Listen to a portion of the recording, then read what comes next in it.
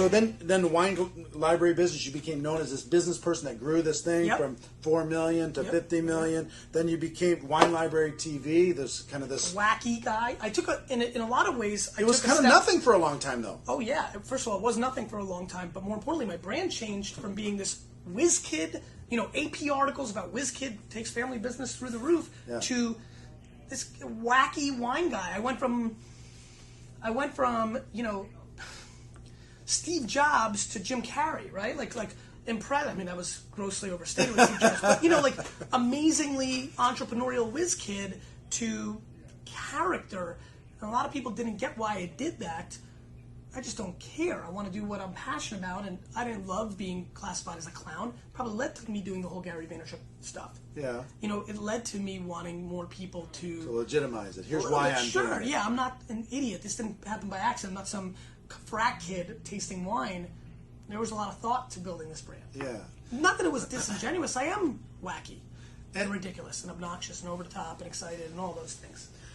Then I think the big defining moment is when you did that, when you became a social media expert. Yeah, I mean, when I started... That changed the game, didn't it? Sure. I started showing people were really... Listen, Here's how I did on what I did on Wine. Yeah, and I started talking about Twitter in 2007. I mean, I did a lot of things right. I was right. Mm-hmm. When you're right, you win. Yeah. It's back to the truth. If I was wrong, if I was like, Twitter's stupid and made a video in 2007 that Twitter was dumb, that'd be not good. Yeah.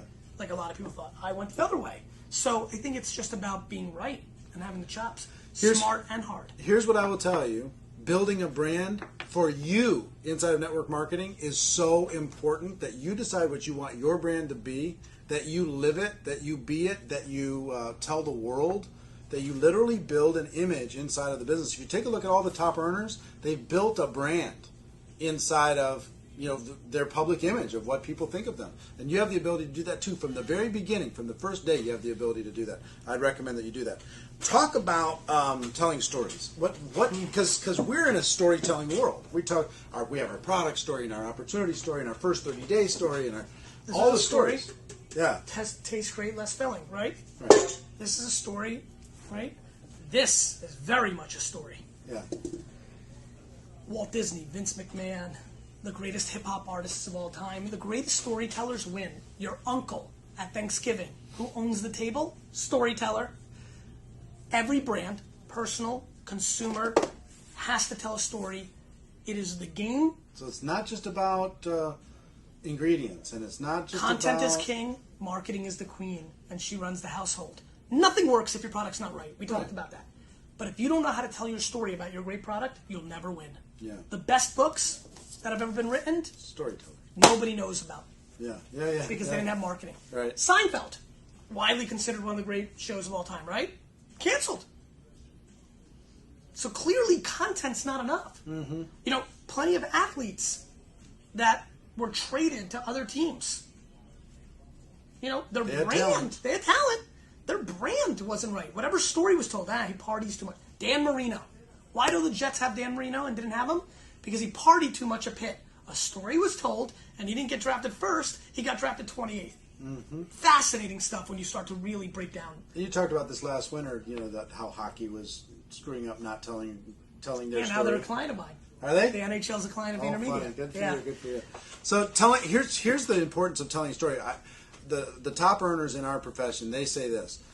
Our business is telling stories. We are storytellers and very well-paid storytellers. That's all we do. We tell stories about our product, our opportunity, other people's successes. We give examples. That's why testimonials are so important. I joined and here's what happened to me. And the other person goes, okay. Well, if they could do it, maybe I can too. Or if they could do it and they're a clown, I can make way more money than they're making. So the stories are critical. If you want to get people to attend events, tell a good story. If you want to get people to use your products, tell a good story. If you want to get people to stay in the game long enough, tell a good story. So important. I'm glad you really hit on it.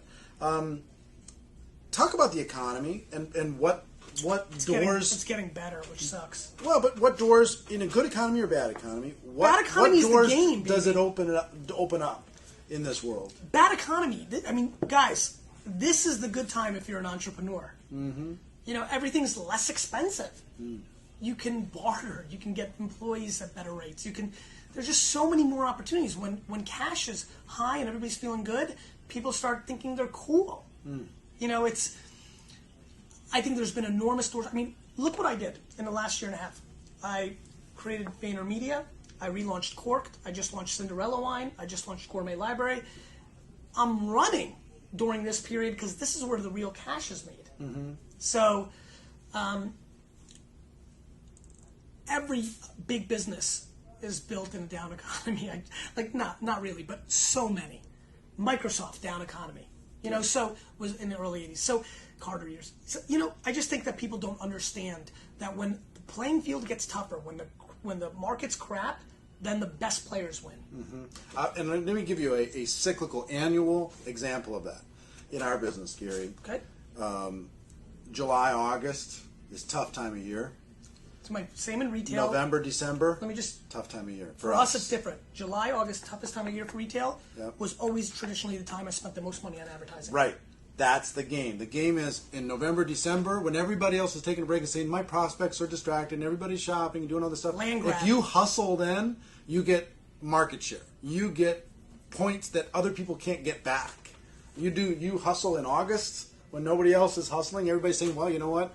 Everybody's just not doing it. Everybody's on family vacation. Everybody this, everybody that, with their list of excuses. People used to say that everybody's on vacation and I drive and sit in traffic for 3 hours. I'm like, yeah, no, they're not. Not in New Jersey. Yeah, exactly. You know, you do the same thing, basically. It's a lot of go grab the market. It's a lot of ways of why we built this business. Yeah, I agree with that. You talk about whining, crying, and excuses. The people, and I will tell you, there's a lot of people that they've been their whole life. They've been told what to do, told where to go, told what to believe, told what to say, told what to think, and then they go and get into business for themselves. And they immediately turn to the world like a little baby who can't find their bottle and start whining and crying and giving their list of excuses. Everybody cries. I mean, look at all the big stockbrokers on Wall Street. As soon as the market crashed, they wanted the government to give them a bottle. And they did. And they did, unfortunately. Yeah. So you find that... I just don't understand the value. Yeah, there isn't a value. Like, so many bad things happen day to day. I just don't know, unless it's the death of a family member... or something of that kind of severity where somebody you love is hurt. Yeah. I just don't see the value. Right. I don't know. All right, well, I talk about, one of my favorite things is defining moments. I talk to all these big achievers all over the world. Yeah. People who, they're going along in their life and they hit a major decision. Something happened, something triggered. It might be positive, it might be negative, but it changed their life forever. 30th birthday. 30th birthday. What happened? Building this business, things are going great, got in the car, drove to work, not happy. First time in my life, not happy. Why? I didn't think I could buy the jets if I stayed the course.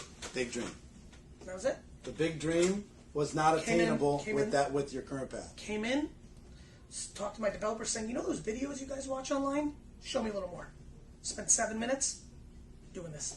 Sat down right here and said, I'm going to do this, but it was November 14th. Let me get through the holidays. January is our fiscal, so we had some work there. Still had a lot of responsibilities here. Hadn't delegated myself out. In the middle of the holiday season, started creating delegation, which is insanity. Mm-hmm. And by February 20th, felt like I could really focus on my library TV. Sat down, taped the episode. That was the beginning. I haven't looked back since. You got to go back and see episode number 1. Link it up. Yeah, I'll put a link underneath. You got to see it because there's 300 views or something. It's a whole some different tiny world. little deal. Yeah. All right. Well, Gary, first of all, I appreciate you taking the time. Thank you, man. Thank you. I will tell you, this audience, you will do well getting this book. Go get it. It's available now. You can get it for $14. It's ridiculous. It was worth $10,000 for a few hours of his time to basically give the same roadmap that he gives here without the personalization. You can't undervalue that. But I will tell you, you can get on your way for $14. It's stupid not to get this. This really, really will help you build Did you a like brand. it? I loved it. I got it yesterday and read it last night and this morning. So, Yep. I mean, it's that quick of a read. Tell me this, because you know a lot of my spiel. You watch a lot of my videos. What, if anything, you took away? Did anything hit you? There's just some little things. Nuances. Yeah, little things. Because, like you I know my said, stuff hard. I know it hard. I mean, I have audio recorded Yep. our interview, which I've listened to 20 times. Yep. So, the things were... why building a brand through social media is crucial to professional survival and advancement, no matter what your field.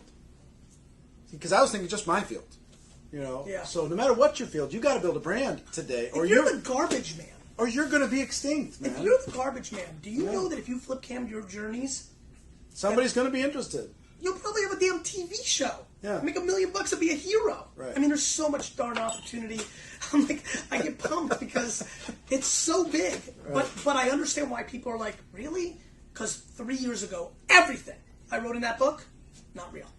Yeah, no, it's changed. I had a television network in the 90s. That's right, you know. You're right. And I can do today for a couple $100 worth of cost what it cost me $500,000. That's right. In order to be able to create, I did a weekly show back then, 2 hours. I mean, it cost so much money, it was unbelievable. All right, question of the day. Give the question of the day for the audience. If you really had to be honest, two-parter, are you really doing what you love more than anything in the world? And if the answer is no, with no bullcrap, what would you do? All right. So, ladies and gentlemen, here from Wine Library in Springfield, New Jersey. The Dirty Jersey. My wish for you is that you decide to become a network marketing professional, that you decide to go pro. Ladies and gentlemen, it is a fact that we have a better way. Now let's go tell the world. Everybody take care, and thanks again, Gary. Thank you, I appreciate it Thank you. very much. Take care. Bye-bye.